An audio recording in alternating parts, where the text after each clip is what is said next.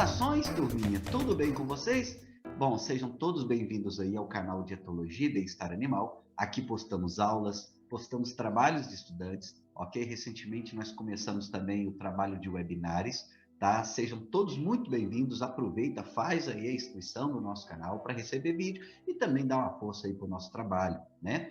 Bom, hoje então a gente vai continuar nessa introdução ao bem-estar animal, tá? Nós estamos regravando algumas aulas, mesmo porque bem-estar animal é uma coisa muito dinâmica, tem evoluído muito nos últimos anos, e é óbvio que nós estamos regravando as aulas aqui com material, ok, mais atualizado.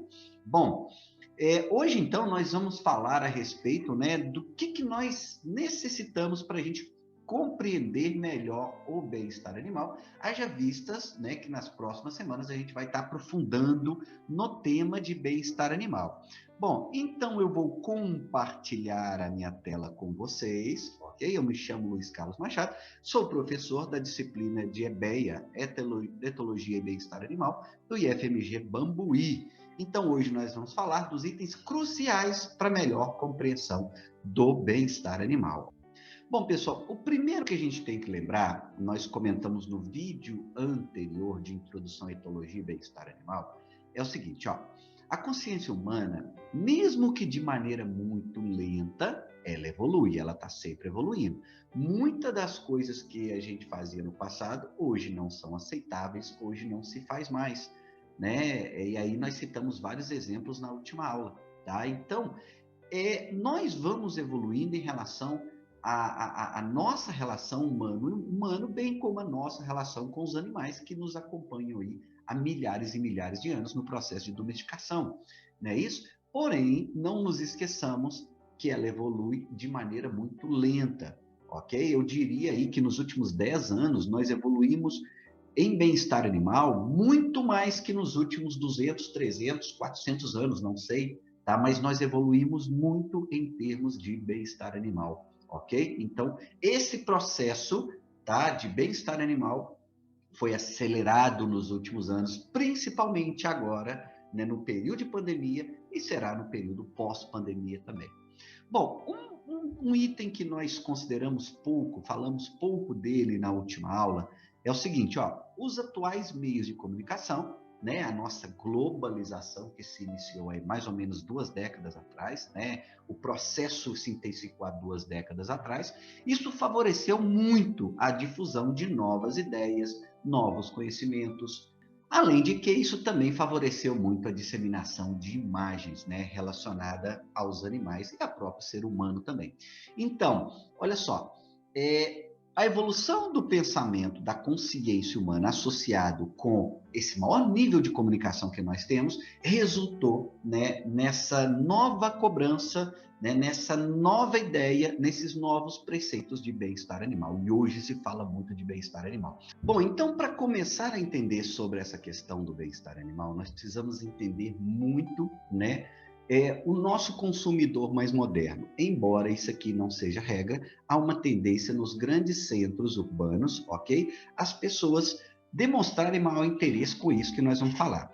Quando o assunto, ok, a utilização de animais pela sociedade, principalmente animais de produção, as pessoas estão preocupadas com 3 itens principais. A segurança alimentar, as pessoas querem saber o que estão comendo, elas querem saber o que os seus animais estão comendo, o que os animais de produção estão comendo, ok? Bom, não podemos esquecer também da sustentabilidade ambiental, as pessoas estão preocupadas, cada vez mais preocupadas com o meio ambiente, cada vez mais o tema de meio ambiente, de queimadas, ok, ele está na mídia, as pessoas estão conversando sobre isso e relacionando isso também aos animais, principalmente animais de produção, ok? E é óbvio que é o nosso tema principal aqui, o bem-estar animal. As pessoas estão preocupadas com a forma de criação daquele animal. Elas estão preocupadas com a forma de produção daquela proteína animal que elas estão gerindo. Aquele ovo que eu estou gerindo, como que foi a produção desse ovo? Como que era a vida dessa galinha? Então, cada dia mais esse perfil de consumidor está presente, principalmente nos grandes centros. Isso varia muito. Há uma tendência a termos, né, um crescimento desse tipo de movimento. Bom, com base nisso, a legislação de vários países tem mudado muito para atender a essa tendência, entendeu?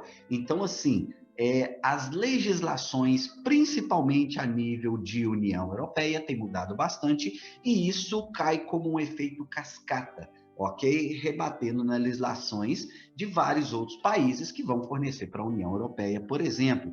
Né? Aqui no Brasil também nós temos novas legislações, embora a nossa legislação seja ainda muito tímida em termos de bem-estar animal. Bom, além disso, as próprias empresas também vão estar alinhadas, porque seus clientes pedem, porque a legislação pede. Então, é óbvio que as empresas, ok? Aquelas que dominam o mercado da produção de proteína animal, elas vão estar muito atentas a esse novo perfil, a essa nova exigência do mercado. Então, gente, isso aqui tudo é uma realidade, é um caminho sem volta, ok? O bem-estar animal chegou para ficar e tem que ficar muito claro isso para todo mundo. Bom, aqui somente para a gente ver alguns exemplos aí sobre o que a gente falou, vejam bem, ó, notícia muito fresca aqui de uma semana atrás, de 30 de junho de 2021. União Europeia aprova fim gradual da criação industrial de animais em gaiola até 2027.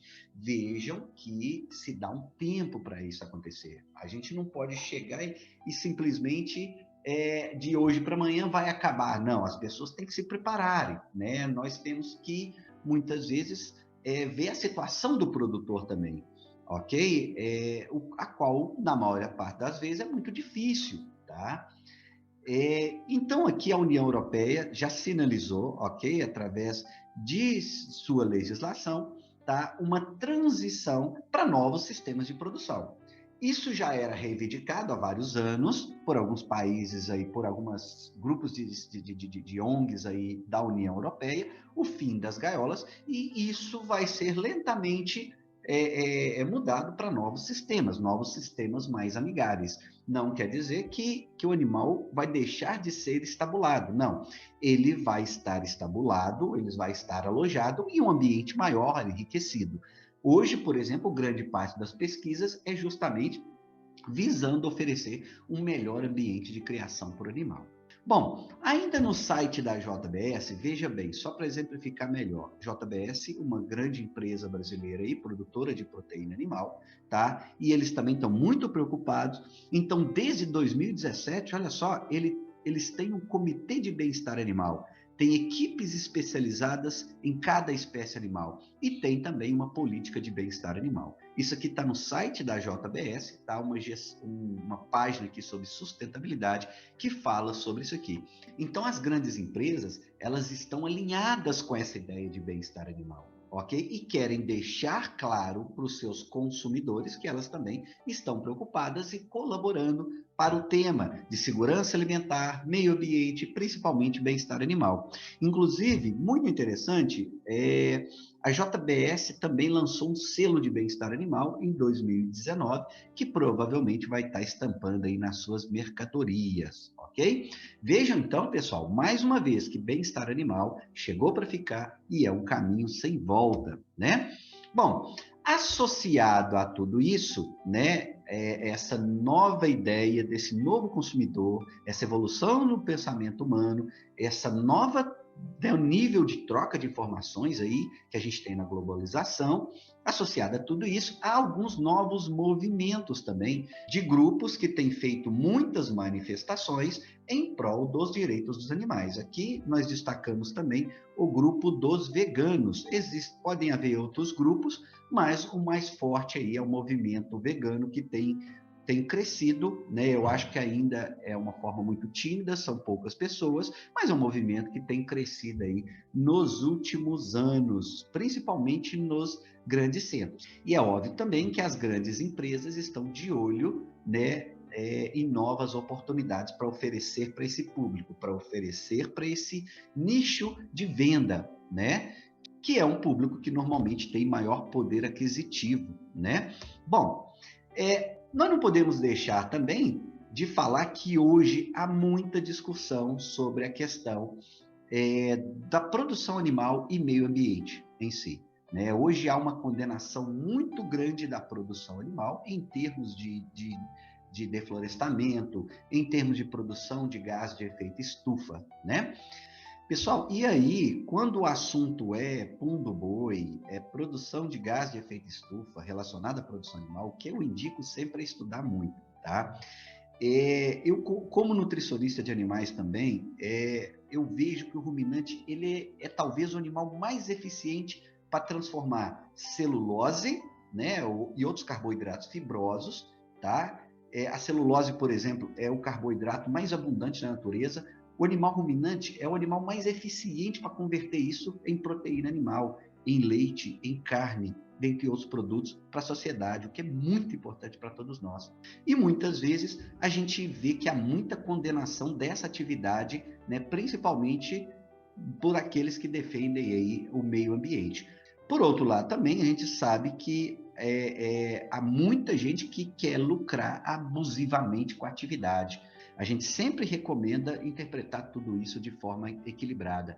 Por um lado, a gente sabe que a produção animal, o agronegócio, ela é muito importante, principalmente para a sustentabilidade econômica e social, mas por outro lado também nós sabemos que muita gente quer lucrar abusivamente. Bom, e nossa indicação para tudo isso, reforçando, né, procure se informar e confrontar as opiniões. Na atualidade, há um marketing muito forte contra o agronegócio. Nós sabemos, né, conforme a gente comentou, o agronegócio é importante, principalmente para a nossa sustentabilidade social. Muita gente depende do agronegócio, muita gente, milhões de pessoas dependem da produção de leite, por exemplo, em pequena escala, ok? Isso é muito importante, tá? Economicamente também muito importante, mas por um lado tem aqueles que querem lucrar abusivamente. Então, a minha indicação é procure sempre ser equilibrado para tratar dessas coisas, mesmo porque a virtude está no equilíbrio, ok? Nós não podemos ser radicais demais, nós não podemos querer que as pessoas mudem de uma maneira muito rápida, ok? Porque muitas vezes não é possível, a consciência humana evolui de maneira lenta. Eu, por exemplo, como professor, não vou conseguir ensinar ninguém que não quer aprender, tá? É premissa básica, eu posso caprichar, que se a pessoa não quiser, eu não vou conseguir. Assim também, as pessoas que não querem ser educadas, elas não vão querer. Você pode fazer o que for, ok? Então, procure sempre trabalhar de maneira equilibrada quando o assunto é bem-estar animal. Bom, quando a gente fala de bem-estar animal, para a gente compreender o bem-estar animal, não tem como a gente fugir do tema da ciência. Aliás, para você aceitar as ideias, as premissas, os preceitos de bem-estar animal, ok? É necessário aceitar que o animal é um ser senciente. Principalmente animais cordados, que têm um grau maior de complexidade, são considerados hoje seres sencientes. Mas vamos entender isso melhor, porque isso aqui é muito importante para a gente compreender o bem-estar animal. Olha só. Pessoal, o que seria a senciência animal? Seria essa capacidade que o animal tem de sentir o mundo à sua volta, né? Através de sentimentos, através da comunicação que tem com seus pares, através de dores, prazeres, ou seja, muitas vezes chegando a sentimentos relacionados ao emocional daquele animal, ok? Então, tudo isso tem a ver com senciência. A senciência vai ser fundamental para a gente compreender o bem-estar animal. Vejam aqui, por exemplo, não tem como demonstrar melhor a senciência animal que essa foto, né? Animais bastante evoluídos, no caso do chimpanzé, que demonstram aqui relações de amizade, relações de amor, ok? Relações de cuidado com a prole, ou seja, o animal é um ser senciente, né? Só temos que ter o cuidado, ok? Para não confundir a senciência animal com o instinto do animal. O instinto está muito relacionado à sobrevivência daquele animal, né? À reprodução desse animal, ok? É muito importante o instinto, principalmente nos animais menos evoluídos. E a senciência animal vai acontecer quando o animal tem um nível de desenvolvimento um pouco maior, ok? Aqui, por exemplo, nós temos uma escala aqui, nós temos animais menos sencientes, ok? Por exemplo, animais mais simples, como moluscos, anelídeos, insetos e outros animais, que nós temos os animais que são considerados mais sencientes, que são os cordados, ou seja, anfíbios, peixes, répteis, aves e mamíferos, tá? Os animais são mais ou menos sencientes conforme o seu grau evolutivo, tá? Quando a gente trabalha com animais de pesquisa, quando a gente trabalha com animais de companhia, animais de produção, normalmente nós estamos falando de animais com alto grau de evolução, alto grau de senciência, ok? Animais que podem nos expressar emoções, por exemplo. Pessoal, para a gente refletir então, quais sentimentos pode sentir um cão, por exemplo, né, a nível de senciência? O que ele pode expressar? Olha só, ele pode expressar ciúme? É muito comum. Ele pode expressar, eu não coloquei aqui, solidão ou abandono? Sim, é muito comum. Se você viaja, o seu cão vai parar de comer ou ele vai ingerir menos alimento, ele vai sentir saudade, por exemplo, ok? Ou seja, há vários sentimentos associados, né, aos animais. Por isso que a gente reforça essa ideia aí de senciência, principalmente em animais mamíferos. E hoje isso é considerado pela sociedade. A sociedade fala de senciência. Tanto que há um projeto de lei no Senado de 2018 que reconhece os animais como seres sencientes. E isso é bastante interessante, né? Bom, mas ainda no tema de senciência, nós não podemos esquecer também que até mesmo para o próprio ser humano, há falta de reconhecimento em várias regiões do globo. Então, aqui nós estamos falando de uma tendência a reconhecimento da senciência dos animais, que os animais são seres sencientes, dotados da capacidade de sentirem dores, sentirem prazeres, mas não podemos esquecer que, conforme a região do globo, ainda hoje, em várias zonas do planeta, o próprio ser humano, o que diria dos animais, tá, ainda não tem direitos, tá, ok? Ainda não é reconhecido. Então, em várias zonas do globo, ok? A consciência humana ainda tem que evoluir muito em termos de direitos de seres humanos quanto de animais, ok? Bom, aqui um videozinho que a gente indica, quando a gente está no presencial, a gente sempre passa isso para os estudantes, ok? Um documentário da antiga UISPA, hoje Proteção Animal Mundial, que fala sobre esse tema de senciência para os animais, ok? Então fica a indicação aí para vocês procurarem, pode utilizar o termo de busca, ok? Senciência Animal WSPA, que vocês vão achar esse documentário aí, ok? Bom, uma pergunta então. Para quais categorias de animais os preceitos de bem-estar animal devem ser aplicados? Para quais categorias que nós estamos falando? Embora muitas vezes o maior exemplo, né, mesmo porque a pesquisa tem trabalhado mais com animais de produção, a maior parte das informações são para animais de produção, os preceitos de bem-estar animal são aplicados a todos os animais, a todos, considerando animais de produção, animais de companhia, animais de laboratório, ok? E animais de zoológico ou de recinto. Todos eles, tá, necessitam de ter os preceitos de bem-estar animal considerados, ok?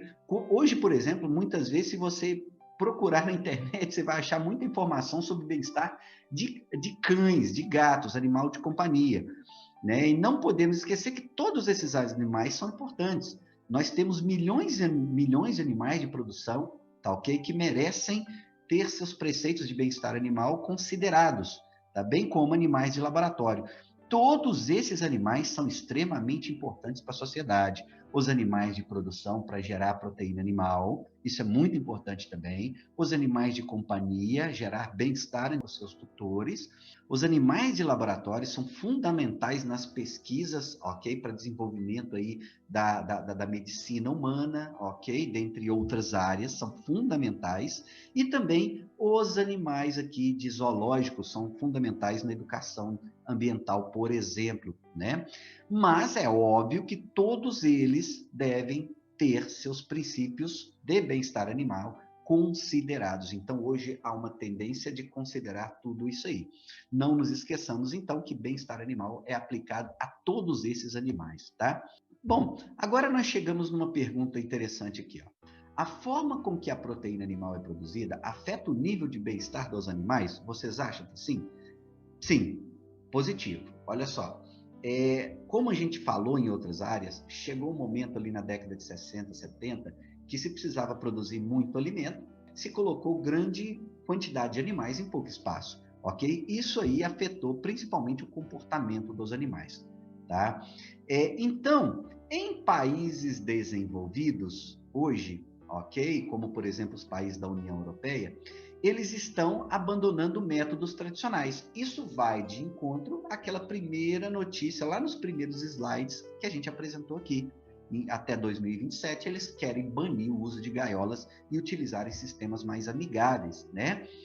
Só para a gente ter ideia de como são esses métodos tradicionais, aqui a gente fala para estudantes aí de graduação que muitas vezes não têm noção ainda sobre esses métodos tradicionais, eu vou apresentar para vocês aqui, por exemplo, como que é a produção tradicional de ovos. Aqui nós temos algumas galinhas que nós chamamos de poedeiras, ok? Elas são especializadas para a produção de ovos, são galinhas menores, são galinhas que sofreram um melhoramento genético e que produzem quase que um ovo por dia, cerca de 330 ovos por ano, né? São galinhas que são alojadas nessas gaiolas, tá? Que nós chamamos também de baterias. E aqui o movimento dessa galinha está muito animado, tá? Existem gaiolas, por exemplo, que são menores que essa bateria que vocês estão vendo, tá? Então impede muito, né, o ato natural da galinha, por exemplo, bater as asas. Então esse tipo de sistema é muito questionado, tá? A gente costuma brincar que o espaço por galinha aqui é menor que uma folha de caderno, né? Então é óbvio que esse sistema tradicional seria um dia questionado e novos sistemas estão, né, surgindo aí. Hoje, por exemplo, é muito comum a gente ver ovos livres de gaiola, ok? Que já são muito valorizados aí no mercado, ok? Há uma tendência de migrar. E tenho certeza também que daqui a algumas décadas esse sistema vai desaparecer. Bom, já em países em desenvolvimento, como o Brasil, eles ainda mantêm métodos tradicionais, onde são criados grande quantidade de animais em pouco espaço. Tem havido algum tipo de evolução. Por exemplo, recentemente saíram novas normas para a produção de suinocultura com vistas, né, à implementação da gestação coletiva, já é um avanço, mas a gente percebe que a troca dos sistemas ainda é muito tímida, ok? Nos países em desenvolvimento. Bom, para a gente finalizar, eu quero deixar só uma pergunta aqui, ó. O seguinte, considerando países desenvolvidos que já têm uma legislação mais avançada e países em desenvolvimento que ainda estão um pouco, de certa forma, atrasados ainda em termos de bem-estar animal, onde serão produzidas a maior parte da proteína animal nos próximos anos? É justamente uma perguntinha de prova que eu pedia para os estudantes comentar, né, discutir a respeito disso. Né, a gente sabe que a maior parte da produção será realizada em países em desenvolvimento, que vão exportar para os países desenvolvidos. Então, vamos terminar a aula, tá? Refletindo sobre a importância, né, dos países em desenvolvimento, como o Brasil, trabalharem questões relacionadas ao bem-estar animal, tá? Trabalharem e futuramente implementarem, tá, essas questões, essa legislação, esses novos sistemas. Então, isso aqui é muito importante atualmente. Pessoal, então muito obrigado aí por vocês terem assistido até aqui, tá? Aproveita, faz a inscrição aí no nosso canal, ok? Aproveita, procura também aí, nós temos webinar, nós temos vídeos dos estudantes, a gente fica muito feliz que esse canal está sendo achado aí por pessoas de todo o Brasil, que os vídeos dos trabalhos dos nossos estudantes são muito procurados também, nós temos vídeos aqui de 20 mil visualizações, ok? E a gente fica muito feliz de estar podendo contribuir para essa nova área do conhecimento, que é a etologia e principalmente o bem-estar animal. Meu muito obrigado.